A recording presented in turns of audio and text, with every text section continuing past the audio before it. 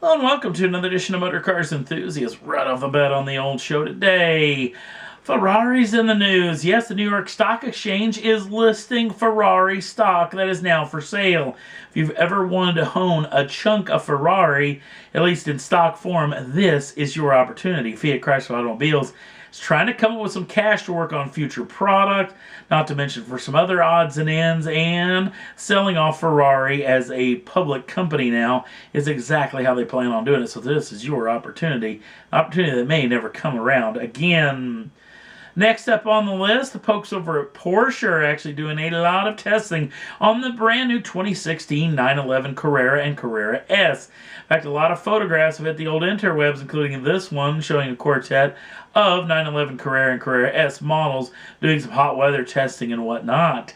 Now we've got some official details on this brand new machine, which includes some very, very big options. The rumors about turbocharging these vehicles is absolutely true. The 3.4 liter normally aspirated flat 6 is out. The 3.8 liter normally aspirated flat 6 is out as well, in favor for the Carrera of a 3 liter twin turbocharged flat 6 that will be making 370 brake horsepower and 369 pounds-feet of torque. Now, when you go with the Carrera S, it gets 420 brake horsepower and 369 pounds-feet of torque. The torque is a huge deal, too, because Porsche's talking about it being way higher than the old versions of these, which means a lot less downshifting when you're going in trying to get the power coming out of some of these corners. Now, that's 20 brake horsepower as well, up from those two normally aspirated lumps. Not to mention, we're talking 0 to 60 numbers coming down 0.1 of a second to 4.1 seconds for the Carrera and 3.8 for the Carrera S. Now, again, if you're really clamoring for the normally aspirated units, don't worry. They will be coming out in the next generation of the GT series, whether it be the GT3 or the GT3 RS.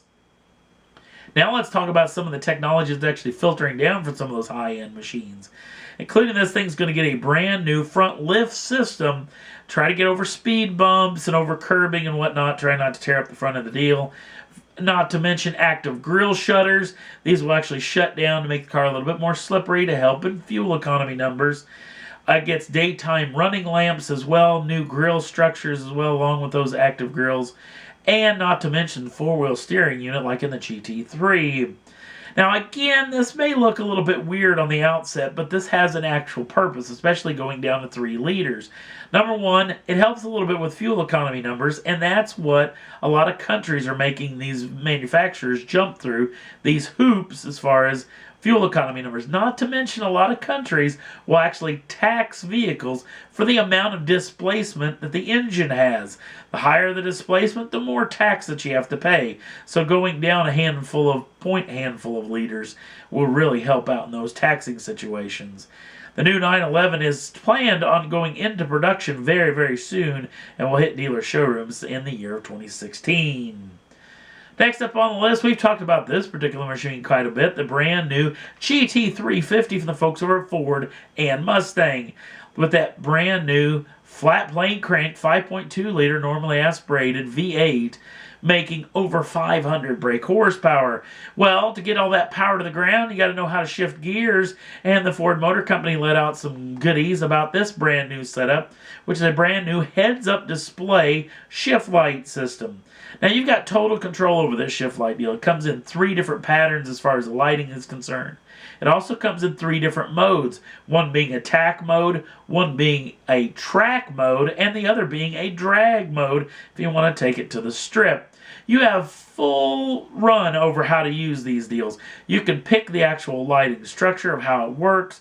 You can pick the actual velocity that it comes on when it's screaming at you to tell you to shift up that next gear. And you can even pick the RPM that it comes out in as well when you're not in the actual modes themselves. Now, this is a heads-up display unit, which means it's going to shine up onto the windscreen itself.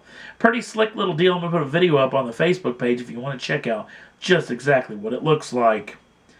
Next up on the list, if you ever wanted to own a Saleen S7, for the sake of argument, one of the first ever supercars to come out of the United States. Well, you want to go one step better and own the whole company?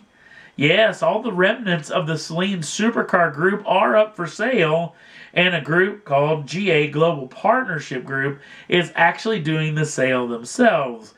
Now, what do you get if you're the actual winner of this particular auction or the actual buyout of this particular group?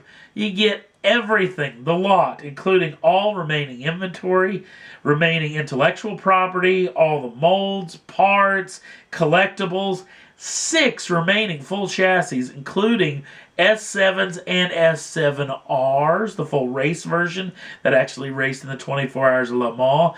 And the king of this collection is this particular machine, the S5S Raptor. This was the successor to the Saleen S7 that was shown off at several auto shows, but never ever went into production.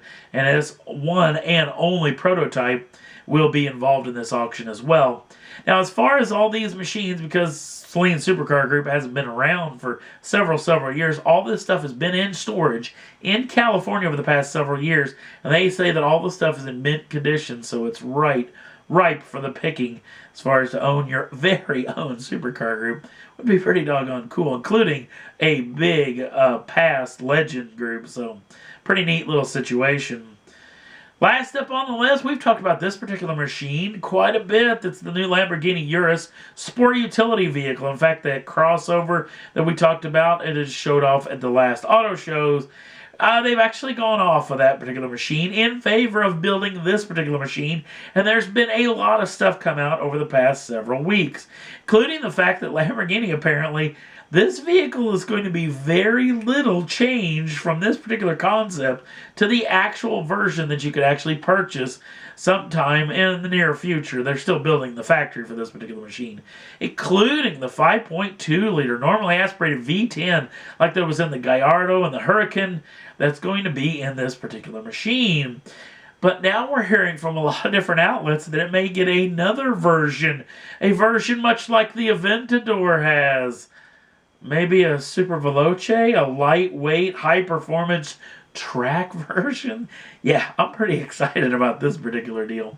No real official word is about this, but where there's smoke, there's fire. So if this stuff's going on as many outlets as I've seen it go on, there may be some real stuff to this particular rumor. And that's all there was that I thought was worth talking about for this edition of Motor Cars Enthusiasts. If you want to jump on over to the Facebook page, links down in the show notes. We update that every day with brand new stuff from a lot of different folks inside the industry, a lot of different magazines and different websites, pairing off some of their stuff that they're showing off on their sites as well. Not to mention, if you want to subscribe to the channel, you can be the first on the block to get the first dibs on the brand new shows as soon as they come out. I thank you for watching, and we'll see you again real soon.